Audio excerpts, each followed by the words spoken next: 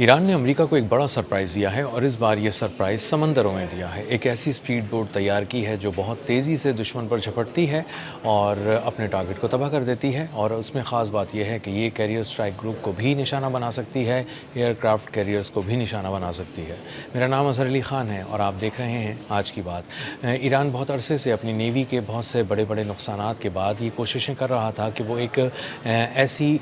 Boat तैयार करे, speed boat तैयार करे जिससे क्रूज़ मिज़ाइल को फ़ायर किया जा सके। और समंदर में क्रूज़ मिज़ाइल के फ़ायर करने से बड़े टारगेट्स को कम वक्त में ज़्यादा मौसर तरीके से तबाह किया जा सकता है। एक ऐसी बोट का बहुत शिद्दत से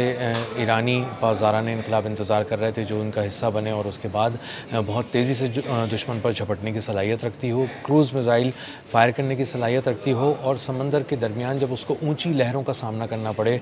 तो वो डगमगा ना जाए, उलट ना जाए और ऑपरेशंस में किसी तरह का खलल ना पड़े। और अब एक बहुत बड़ी कामयाबी ईरान को हासिल हुई है। उनके इंजीनियर्स ने एक बहुत ही शाहकार बोट तैयार की है। ये स्पीड बोट है जो तकरीबन 180 किलोमीटर फ़ी घंटा की रफ़्तार से समंदर के सीने पर उड़ रही होती है, दौड़ रही होती है और उसके बाद ये अपने दुश्मन पर झपटती है। इसी के साथ साथ इस स्पीड बोट की ख़ास बात यह है कि इससे 2 क्रूज़ मिज़ाइल बैक वक्त फ़ायर किए जा सकते हैं टारगेट की तरफ और वो अपने टारगेट की तरफ बहुत तेज़ी से जा सकते हैं। और इससे पहले क्रूज़ मिज़ाइल को चलती बोट से, स्पीड बोट से दागने के लिए कोई फ़ैसिलिटी ईरान की बहरिया के पास नहीं थी और यहाँ पे वो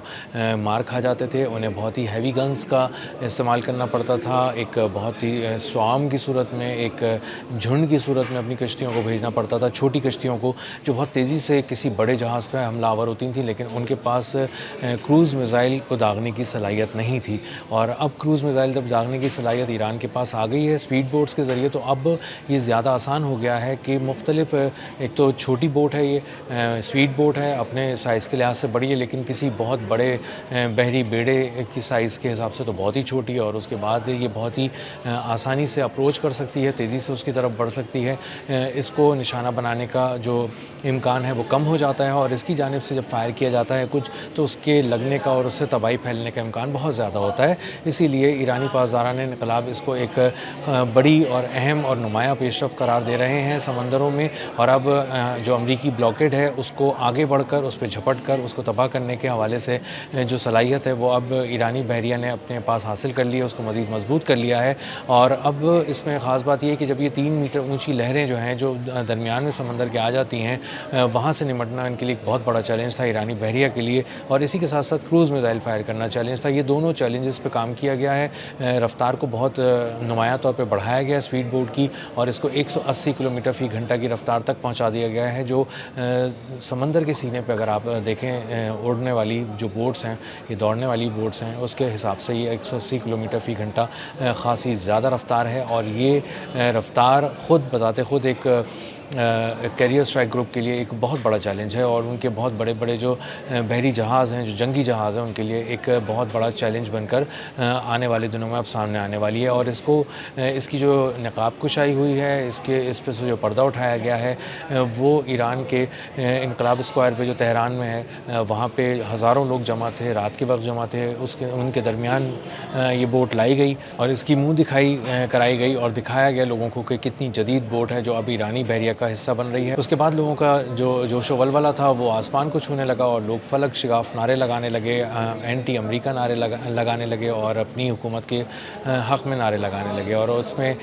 ईरानी पासदारान इनकलाब ने लोगों को वहाँ पर यह अश्योर किया कि हम आपनाए हुर्मुज़ की हिफाजत करना जानते हैं और हम किसी सूरत इससे 1 इंच पीछे नहीं हटेंगे। ये हमारी एक रेड लाइन है और इसकी हिफाजत के लिए हम खलीज ओमान में भी उतने ही अलर्ट हैं जितने खलीज फ़ारस में अलर्ट हैं। अब ये जो क्रूज़ मिज़ाइल लगाया गया है इस बोट पे, ये इंतहाई अहमियत का हामिल है। इसकी ख़ास बात यह है कि क्रूज़ मिज़ाइल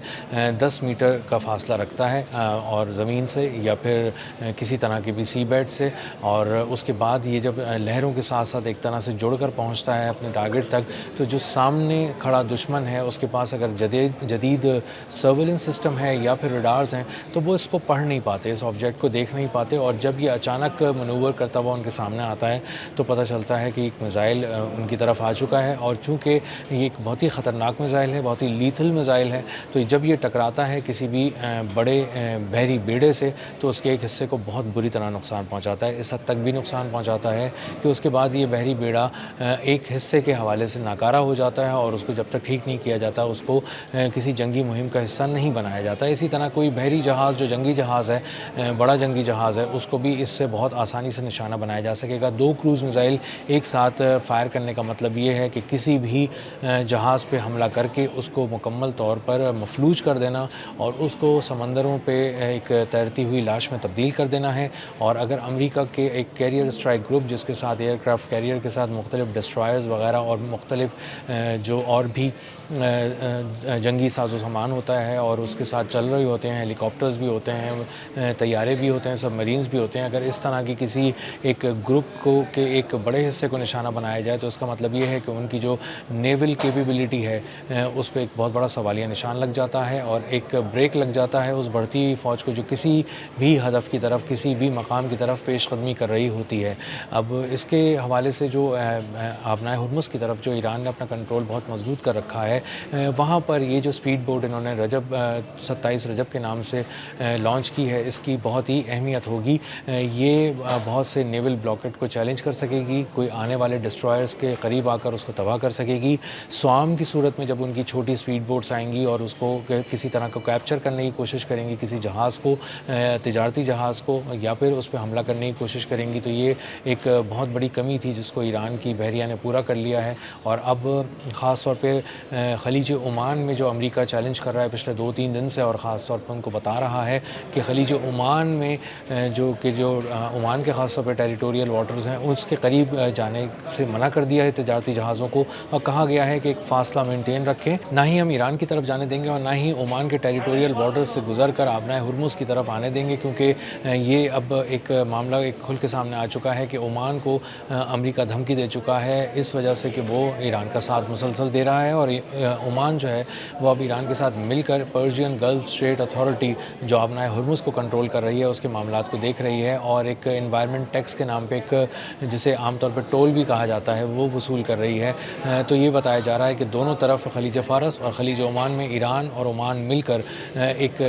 مضبوط اپنا بحری حصار بنا چکے ہیں، اور اسی بحری حصار سے بات کرنی پڑتی ہے کسی بھی تجارتی جہاز کو گزرنے کے لیے جو بھی آبنائے ہرمز پار کر کے دوسری طرف جانا چاہتا ہے۔ امریکہ جو ہے وہ اپنا نیول بلاکٹ لے کے وہاں پر کھڑا ہوا ہے، بیٹھا ہوا ہے، تیر رہا ہے سمندروں میں، اور کہہ رہا ہے کہ ہمارے 15,000 اہلکار وہاں پر موجود ہیں اور وہاں پہ بہت سارے ہمارے وارشپس بھی موجود ہیں، ہم وہاں پر ایک بڑی کارروائی کر سکتے ہیں۔ اور انہوں نے خاص طور پہ کوشش یہ کی ہے پچھلے کچھ عرصے کے دوران، پچھلے کچھ دنوں کے دوران خاص طور پہ، کہ وہ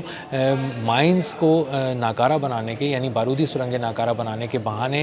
کسی طرح ایران کی کشتیوں پر حملہ کریں، ایران کے کچھ جزائر پر حملہ کریں، کچھ علاقوں پہ حملہ کریں، اور ان کی جو ڈرون لانچنگ فیسلٹیز ہیں اور میزائل جو سائٹس ہیں ان کو نشانہ بنا سکیں، اور تاکہ آبنائے ہرمز پہ اگر کسی طرح کا بھی کوئی ٹکراؤ ہوتا ہے ایران کے ساتھ تو ایران اپنے بہت سارے مقامات جو اس کے خاص مقامات ہیں، اسٹریٹجک لوکیشنز ہیں، وہاں سے اپنی فوج کی مدد کرنے کے لیے، اپنی بحریہ کی مدد کرنے کے لیے نہ ڈرونز فائر کر سکے نہ ہی میزائل فائر کر سکے۔ لیکن ایران نے نہ صرف کمال مہارت سے ان جگہوں کو بچا لیا ہے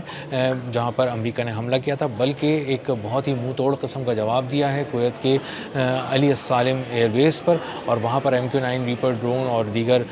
فوجی جو طیارے اور ساز و سامان ہیں ان کو تباہ کر دیا ہے، اور اس کے ساتھ ساتھ وہاں پہ 5 امریکی فوجی جو ایکٹیو سولجر سے وہ زخمی ہوئے ہیں، ان کے کچھ کانٹریکٹرز بھی زخمی ہوئے ہیں اور ان کو وہاں سے شفٹ کرنا پڑا ہے تاکہ ان کا بہتر علاج کیا جا سکے۔ تو مجموعی طور پہ جو صورتحال بن رہی ہے وہ آبنائے ہرمز کی ایسی بن رہی ہے کہ جس میں امریکہ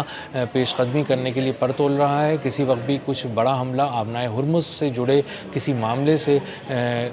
لگا کر اس کو آگے بڑھایا جائے گا اور ایران پر حملہ کیا جائے گا، اور ایران اس کے لیے تیار ہو چکا ہے۔ اور کل جب اس نے اپنی ایک سپیڈ بوٹ 27 رجب کی نقاب کشائی کی، اس کو عوام کے سامنے لے کر آئے، اس کو انویل کیا، تو پتہ چلا کہ یہ ایک بہت ہی خطرناک بحری ایسٹ ہے، اثاثہ ہے ایرانی بحریہ کا، اور یہ اب سمندروں میں اتار دیا گیا ہے۔ اور اگر اب امریکہ نے کسی بھی طرح کی کوشش کی آگے بڑھنے کی اور ایران کو یا تجارتی جہازوں کو جو ایران کی اجازت سے وہاں سے گزر رہے ہیں چیلنج کرنے کی کوشش کی، تو اس کو منہ توڑ جواب ملے گا، اور اس کے کیریئر اسٹرائک گروپس، اس کے ایئر کرافٹ کیریئرز اور اس کے وارشپس پر ایک بہت ہی کاری وار کیا جائے گا، क्रूज़ मिसाइल से किया जाएगा और उनको नाकारा बनाकर समंदरों में तैरती लाश में तब्दील कर दिया जाएगा। अब तक के लिए इतना ही। मिलते हैं अगले व्लॉग में किसी नई खबर, नए तज्ज़िये और नए ज़ाविये के साथ। अल्लाह हाफ़िज़।